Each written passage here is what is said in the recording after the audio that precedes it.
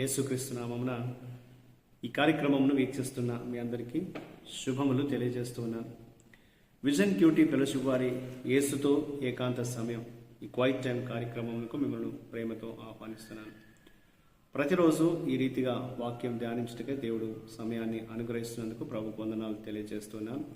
అనుదిన వాక్య ధ్యానం ద్వారా మన ఆత్మీయ జీవితంలో మనం బలపడుటకై దేవుడు కృప చూపిస్తున్నందుకు ప్రభును స్తుతిస్తున్నాను. ప్రకటన గ్రంథం నుండి మనం వాక్యాన్ని ధ్యానిస్తున్నాం. ఈ యొక్క ఆదివారం శుభదినమున మన కొరకు ఏర్పాటు చేయబడినటువంటి లేఖన భాగము ప్రకటన గ్రంథము 3వ అధ్యాయం మొదటి 13 వచనాలు. ముందుగా ఈ భాగంలో మనం మొదటి 2 వచనాలు చదువుకుందాం. సార్దీస్లో ఉన్న సంఘపు దూతకు ఈలాగు వ్రాయము, 7 నక్షత్రములను దేవుని 7 ఆత్మలను కలవాడు చెప్పు సంగతులేవనగా, నీ క్రియలను నేను ఎరుగుదును. ఏమనగా, జీవించుచున్నావన్న పేరు మాత్రమున్నది కానీ నీవు మృతుడవే. నీ క్రియలు నా దేవుని ఎదుట సంపూర్ణమైనవిగా నాకు కనబడలేదు కనుక జాగరూకుడవై చావనయున్న మిగిలిన వాటిని బలపరచుము. ఈనాటి లేఖన భాగం ఆధారంగా మనం ఏర్పాటు చేసుకున్న అంశం ఏదనగా, బ్రతికే ఉన్నట్లు అనిపిస్తుంది కానీ చనిపోయింది. Seemingly alive but dead. నేటి వాక్య భాగం యొక్క సారాంశాన్ని మనం గమనించినట్లయితే, సార్దీస్లో ఉన్న సంఘానికి దేవుడు ఈ యొక్క సందేశాన్ని అందిస్తున్నాడు. ఈ సంఘానికి మంచి పనులు చేస్తుందన్న పేరుంది కానీ పవిత్రత మరియు నీతి అనేటువంటి ఫలాలు ఈ సంఘంలో లేవు. అందుకే వారు ఆధ్యాత్మికంగా చనిపోయారని యేసు వారిని గద్దించినట్లుగా ఈ లేఖనం మనకు తెలియజేస్తుంది. వారు మొదట విన్న మరియు స్వీకరించిన వాక్యాన్ని తిరిగి గుర్తుంచుకోవాలని మరియు దాన్ని పాటించాలని, వారి యొక్క క్రియలు సరైనవిగా మారుటకు వారు పశ్చాత్తాపడాలని యేసు వారిని పిలిచాడు. అలాగే ఫిలదెల్ఫీలో ఉన్న సంఘమును మనం గమనించినట్లయితే, ఈ సంఘము భౌతికంగా చిన్నది మరియు బలహీనమైనది. వారు యూదుల హింస కారణంగా అస్థిర పరిస్థితుల్లో జీవిస్తున్నారు. అయినప్పటికీ వారు యేసు నామమును ఎప్పుడు కూడా తిరస్కరించలేదు. యేసు వారిని చివరి వరకు పట్టుదలతో ఉండమని ప్రోత్సహించాడు. తాను వారి ముందు పరలోక ద్వారాలు తెరిచి ఉంచుతానని, వారి కోసం ఒక కిరీటాన్ని సిద్ధం చేస్తానని ప్రభు వారికి గుర్తు చేయడం నేటి లేఖన భాగంలో మనం చదువుతున్నాం. ఇందులో దేవుడెవరు, యేసు ఏమై ఉన్నాడు అని మనం గమనించినట్లయితే 10వ వచనం ప్రకారంగా, తన వాక్యాన్ని ఎవరైతే పాటిస్తారో వారిని ఆయన రక్షిస్తాడు. శోధనతో నిండినటువంటి ఈ లోకంలో విశ్వాసులు తన వాక్యమందు నమ్మకంగా ఉండటం ఎంత కష్టమో యేసు వారికి గుర్తు చేశాడు. అటువంటి పరిస్థితుల్లో కూడా వారు దేవుని కొరకు నమ్మకంగా జీవించినప్పుడు దేవుడు వారిని గుర్తించి వారికి సహాయం చేస్తాడనేది లేఖనం మనకు జ్ఞాపకం చేస్తుంది. అందుకే ఆయన మన పట్టుదలను ఓర్పు సహనం అని పిలుస్తున్నాడు. కాబట్టి వాక్యం నుండి వైదొలగాలని ప్రలోభ పెట్టినప్పుడు కూడా, మన జీవితాల్లో అటువంటి పరిస్థితులు ఎదురైనప్పటికీ కూడా మనం వాక్యం అందే నిలిచి ఉండాలి. దేవుని నుంచి మనం దూరం కాకూడదు అనేది దేవుడు మనకు ఈ జ్ఞాపకం చేస్తున్నాడు. కాబట్టి యేసు మన సహనాన్ని ఎప్పుడు కూడా ఆయన తేలిగ్గా తీసుకోడు. దానికి ఆయన శాశ్వతమైనటువంటి ప్రతిఫలాన్ని ఇస్తాడు, ఆశీర్వాదాల్ని అనుగ్రహిస్తాడు అనేది వాక్యం మనకు జ్ఞాపకం చేస్తుంది.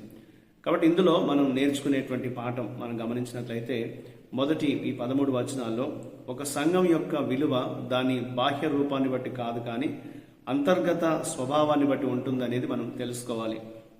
ఒక సంఘం ఎంత పెద్దదైనా లేదా అది ఎంత మంచి పనులు చేసినా అందులో నీతి, శాంతి మరియు పరిశుద్ధాత్మతో కూడిన ఆనందం నిండి ఉండకపోతే అది చచ్చిన స్థితిలో ఉంటుంది అనేది లేఖనం తెలియజేస్తుంది. అలాగే ఒక సంఘం ఎంత చిన్నదైనా మరి ఎంత అల్పమైనదిగా కనిపించినా అది దేవునికి భయపడి ఆయన వాక్య ప్రకారం తన పొరుగువారిని ప్రేమిస్తే అది గొప్ప సంఘముగా ఎంచబడుతుంది. కాబట్టి ఈ రోజున మనందరం కూడా బాహ్యమైనటువంటి స్థితిలో ఒక సంఘాన్ని మనం అంచనా వేయకూడదు.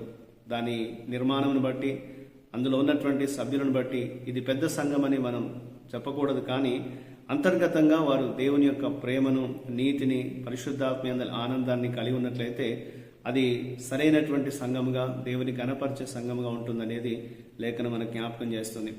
సార్దీస్ సంఘము ఆ విధంగా దేవునిలో సరి అయినటువంటి రీతిలో లేదు. కానీ ఫిలదెల్ఫియా సంఘము దేవునిలో వాక్యమందు నిలిచి ఉండి శ్రమలను సహించి దేవుని కొరకు సాక్షిగా నిలిచింది అనేది లేఖనంలో మనం చూస్తున్నాం.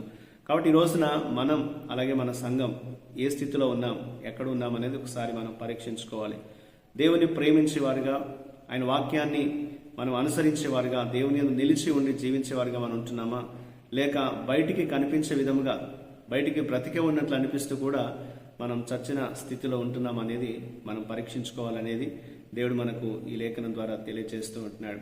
కాబట్టి మన ప్రతి పరిస్థితిని ప్రభు ఆయన ఎరిగి ఉన్నటువంటి దేవుడు కాబట్టి మన జీవితాల్లో ఎప్పటికప్పుడు ప్రభు సముఖంలో ఆయన సాన్నిధ్యంలో సరిచేసుకుంటూ దేవునిలో మనం మంచి స్థితిలోనికి రావాలి అనేది, దేవుని యందు మనం స్థిరంగా నిలబడాలనేది దేవుడు మనకు ఈ వాక్యం ద్వారా జ్ఞాపకం చేస్తుంటున్నాడు. కాబట్టి మన అనుదిన జీవితాన్ని పరీక్షించుకుందాం. దేవుని కొరకు ఒక బలమైనటువంటి సజీవమైనటువంటి సంఘముగా, ఆయన కొరకు ఒక బలమైన సాక్షిగా, సజీవ సాక్షిగా మనం నిలుస్తూ దేవుని గణపరిచే విధంగా మన సంఘము మనము జీవించాలనేది ఈ వాక్య భాగం ద్వారా దేవుడు మనకు మరొకసారి జ్ఞాపకం చేస్తున్నాడు. ఆ రీతిగా దేవుని గణపరిచే విధంగా మనము సజీవంగా దేవుని కొరకు ఒక బలమైన సాక్షిగా నిలిచి ఉండే కృప దేవుడు మనకు ప్రతిరోజు అందించినట్లు దేవుని సహాయం కోరుతూ మనం ప్రార్థన చేద్దాం. మా ప్రియమైన పరలోకపు దేవ, మీకు వందనాలు చెల్లిస్తున్నాం. బయట కనిపించే వాటిని మేము అలంకరించడంపై దృష్టి పెట్టడం కంటే లోపల ఉన్న వాటిని పెంపొందించుకోవడానికి ప్రభా నీతి అందు, సమాధానమందు, పరిశుద్ధాత్మ అందలి ఆనందమందు మేము నిండి ఉండుటకు మాకు సహాయం చేయండి. మీ చిత్తాన్ని బట్టి మమ్మల్ని, సంఘాన్ని నడిపించి బలపరచుమని యేసుక్రీస్తు నామమున ప్రార్థిస్తున్నాను తండ్రి, ఆమేన్. ప్రియులారా, మీరు సమయం తీసుకుని యొక్క వాక్య ధ్యానాన్ని విన్నందుకు మీ అందరికీ ప్రత్యేకమైన వందనాలు తెలియజేస్తున్నాను. ప్రతిరోజు మీకు అందించబడుతున్న ఈ అనుదిన ధ్యానాలు మీకు మేలుకరంగా ఉన్నట్లయితే మీ అనుభవాల్ని మాతో పంచుకోవాల్సిందిగా కోరుతున్నాను. ప్రభు కృప మనకు ఎల్లప్పుడూ తోడయుండి కాపాడును గాక. ఆమేన్.